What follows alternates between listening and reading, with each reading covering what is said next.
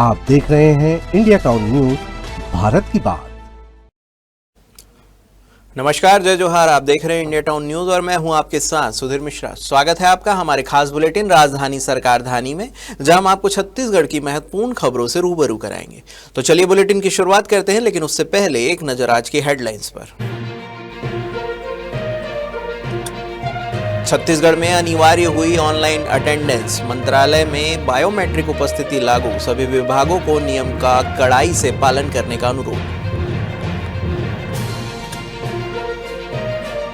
छत्तीसगढ़ में 200 यूनिट बिजली bill half योजना, 400 यूनिट वालों को 1 साल की छूट, सीएम ने की थी विधानसभा से विशेष सत्र में घोषणा। परिवार के साथ पीएम से मिले सीएम साय, डॉक्टर रमन सिंह ने भी पूरे परिवार के साथ की मुलाकात। पीएम के दिल्ली रवाना होने से पहले हुई मुलाकात।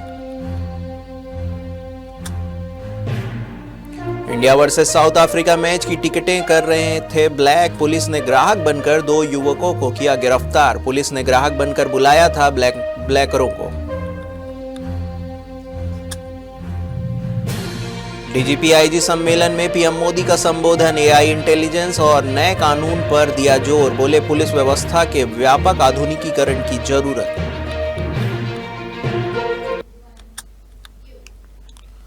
तो चलिए खबरों की शुरुआत करते हैं राजधानी की खबरों से।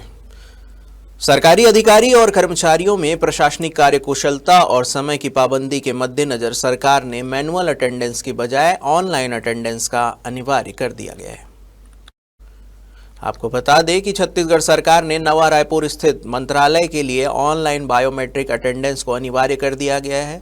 बताया जा रहा है कि यह प्रणाली सभी संचालनालयों, विभागाध्यक्ष कार्यालयों में भी लागू कर दिया गया है। सभी अधिकारियों कर्मचारियों को कड़ाई से इसका पालन करना अनिवार्य होगा।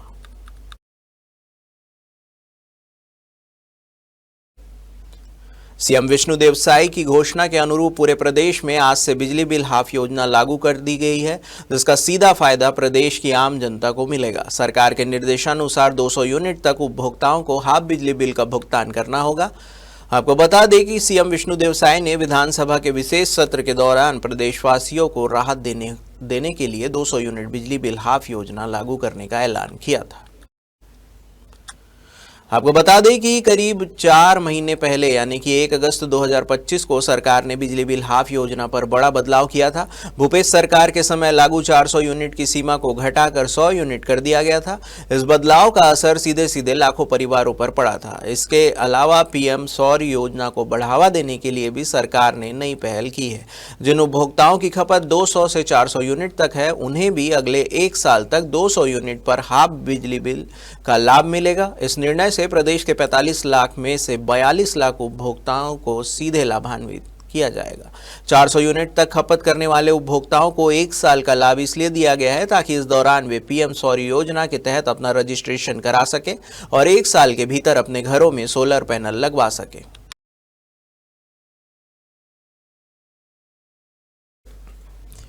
तीन दिवसीय डीजीपी आईजी कॉन्फ्रेंस समाप्त होने के बाद प्रधानमंत्री नरेंद्र मोदी और केंद्रीय गृह मंत्री अमित शाह दिल्ली रवाना हो गए। वहीं पीएम के दिल्ली रवाना होने से पहले सीएम विष्णुदेव साय ने पीएम मोदी के परिवार के साथ मुलाकात की।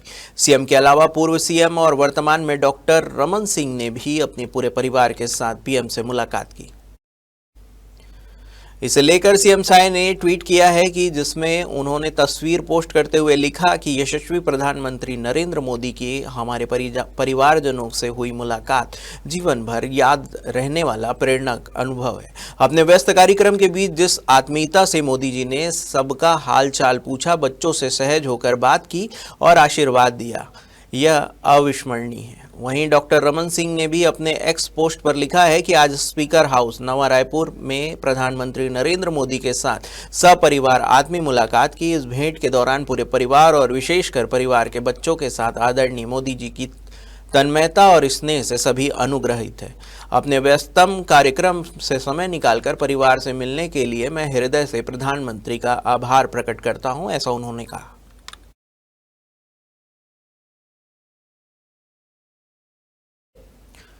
रायपुर पुलिस ने 3 दिसंबर को होने वाले भारत दक्षिण अफ्रीका मैच की टिकटें ब्लैक करते 2 आरोपियों को गिरफ्तार किया है।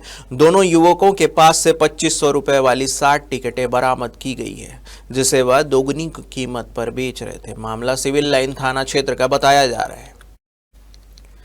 मैच से पहले सभी थानों को टिकटों की कालाबाजारी की शिकायत को लेकर अधिकारियों ने तत्काल जांच कर कार्रवाई करने के निर्देश दिए हैं। CSP civil lines Raipur Ramakant Sahu ने जानकारी दी है कि टिकटों की कालाबाजारी रोकने कई स्तरों पर तैयारी की गई है। लोगों से टिकट ब्लैक करने वालों के बारे में सूचना देने की अपील भी की गई है। गिरफ्तार आरोपियों के नाम में ऋतिक माखीजा और देवव्रत माखीजा बताए गए हैं। शिकायत मिलने पर पुलिस के मुखबिर ने इनसे ग्राहक बनकर फोन से संपर्क किया। 5000 रुपए में रेट तय होते ही आरोपी टिकट लेकर शंकर नगर में भारत माता चौक पहुंचे और सिविल लाइन थाने की टीम ने उन्हें धर दबोचा।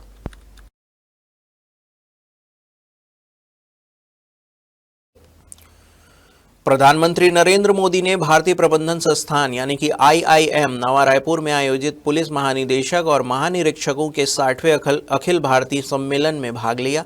3 दिनों तक चले इस महत्वपूर्ण सम्मेलन का विषय विकसित भारत सुरक्षा आयाम रखा गया था, जिसमें देश की आंतरिक सुरक्षा से जुड़े विभिन्न मुद्दों पर विस्तृत चर्चा की गई। सम्मेलन के समापन के अवसर पर अपने संबोधन के दौरान प्रधानमंत्री मोदी ने खासकर युवाओं के बीच पुलिस के प्रति जनता की धारणा बदलने की तत्काल जरूरत पर बल दिया, जिसके लिए दक्षता, संवेदनशीलता और जवाबदेही को बढ़ावा दिया जाना चाहिए। प्रधानमंत्री मोदी ने शहरी पुलिस व्यवस्था को मजबूत करने, पर्यटक पुलिस को फिर से सक्रिय करने और औपनिवेशिक काल के आपराधिक कानून के स्थान पर लागू किए गए नए भारतीय न्याय संहिता, भारतीय साक्ष्य अधिनियम और भारतीय नागरिक सुरक्षा संहिता के बारे में जन जागरूकता बढ़ाने की आवश्यकता पर जोर दिया। अपने संबोधन में प्रधानमंत्री ने पुलिस नेतृत्व में आह्वान किया है कि वे विकासशील राष्ट्र की आकांक्षाओं को पूरा करने के लिए पुलिस व्यवस्था को फिर से व्यवस्थित करें, ताकि विकसित भारत बनने की राह पर साफ हो सके।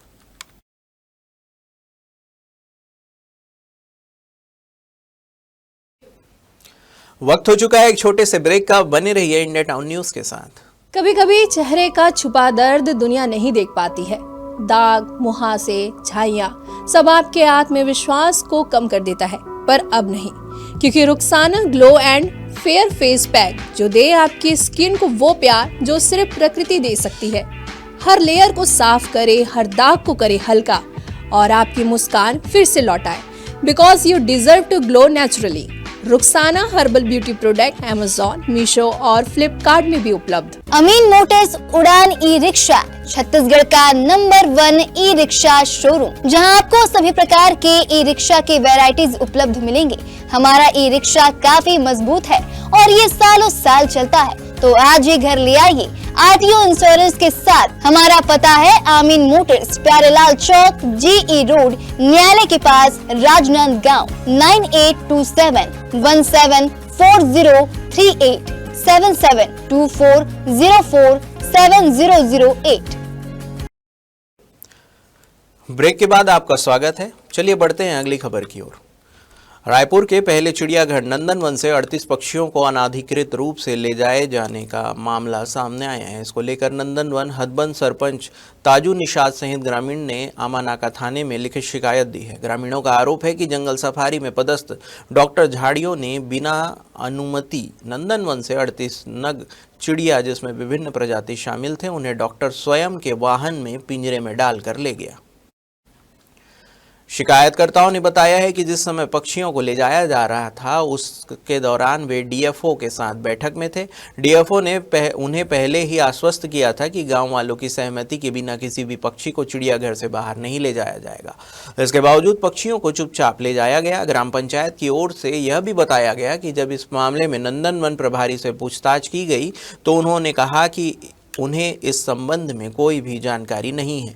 सरपंच ताजू निषाद ने इस मामले में वन मंत्री केदार कश्यप को भी पत्र लिखकर बताया है कि वाइल्ड लाइफ विभाग की लिखित अनुमति के बिना किसी भी निजी वाहन से पक्षियों को बाहर ले जाया जाना अपराध की श्रेणी में आता है। उन्होंने दोषियों के खिलाफ कड़ी से कड़ी कार्रवाई करने की मांग की है। पूर्व सरपंच कुलेश्वर चंद्राकर को शक है कि नंदनवन चिड़ियाघर से पक्षियों की तस्करी की जा रही है। वहीं 38 पक्षियों को बिना अनुमति अचानक ले जाने पर उन्होंने डीएफओ और डॉक्टर की मिलीभगत होने की आशंका जताई है और मामले की जांच कर कार्रवाई की मांग की है।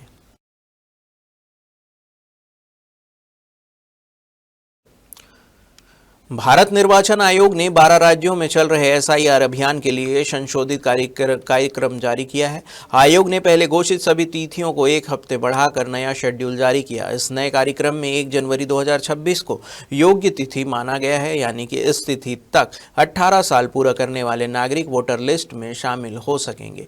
वहीं गणना अवधि एक हफ्ते के लिए बढ़ा दी गई है, जो पहले 4 दिसंबर तक ही थी। आपको बता दें कि 11 दिसंबर 2025 तक बीएलओ घर घर जाकर गणना फॉर्म वितरित और संग्रह करेंगे। इसके अलावा 11 दिसंबर 2025 तक जहां आवश्यक होगा मतदान केंद्र की पुनर्व्यवस्था की जाएगी।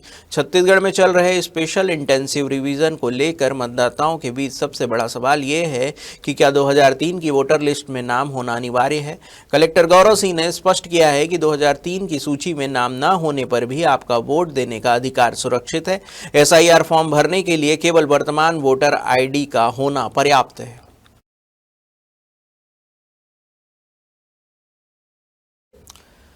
रेलवे स्टेशन से एयरपोर्ट जाने वालों का सफर आसान होगा, क्योंकि यात्रियों को एक्सप्रेसवे में फुड़हर चौक के सिग्नल पर नहीं रुकना पड़ेगा और स्टेशन से सीधे एयरपोर्ट पहुंचेंगे, क्योंकि पीडब्ल्यूडी 246 करोड़ की लागत से 2 फ्लाईओवर बनाने का निर्णय लिया है।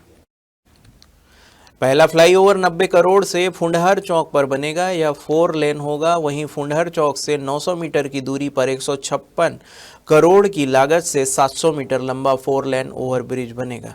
यह एक्सप्रेस वे से निकलेगा और टेमरी तालाब के पास होकर वीआईपी रोड में मिल जाएगा। दोनों ओवरब्रिज के निर्माण के लिए पीडब्ल्यूडी ने सर्वे पूरा कर लिया है और टेमरी गांव के 125 खसरों की खरीदी बिक्री पर रोक लगाकर भू अर्जन की प्रक्रिया शुरू कर दी है। इसके बाद टेंडर प्रक्रिया शुरू हो जाएगी। विभाग का दावा है कि 2 साल के भीतर प्रोजेक्ट पूरा कर लिया जाएगा।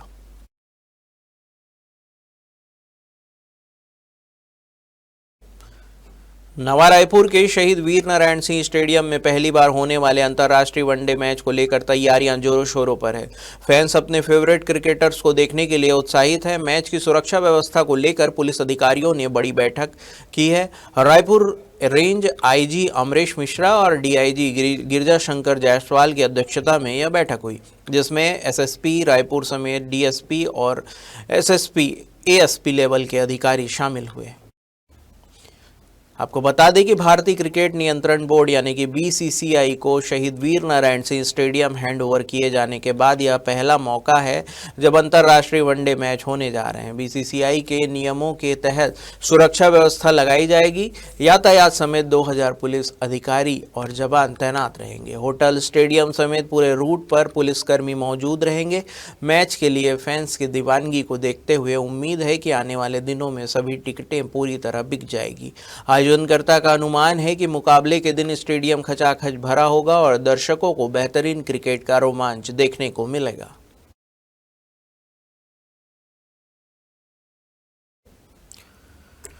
बंगाल में बने चक्रवाती तूफान दितवा के असर से प्रदेश में कहीं कहीं हल्की बारिश हो सकती है। कई क्षेत्रों में बादल छाए रहने के आसार हैं। चक्रवात के प्रभाव के कारण ठंड बढ़ने की गति फिलहाल धीमी पड़ सकती है। पूर्वी और दक्षिणी हवाएं सक्रिय रहने से नमी बढ़ने की भी संभावनाएं जताई जा रही है। आपको बता दें कि मौसम विभाग के अनुसार प्रदेश भर में अगले 2 दिनों में न्यूनतम तापमान 1 से 3 डिग्री तक बढ़ सकता है। इसके अलावा तापमान में गिरावट दर्ज हो सकती है। इस बीच स्वास्थ्य विभाग ने एडवाइजरी जारी की है कि अचानक तापमान में उतार चढ़ाव से हाइपोथर्मिया, सर्दी, जुकाम और वायरल फीवर का खतरा बढ़ सकता है। लोगों से अपील की गई है कि शीतलहर के दौरान अनावश्यक रूप से घर से बाहर न निकले। केवल आवश्यकता होने पर ही यात्रा करें और बाहर जाते समय पूरी तरह गर्म कपड़े पहनें।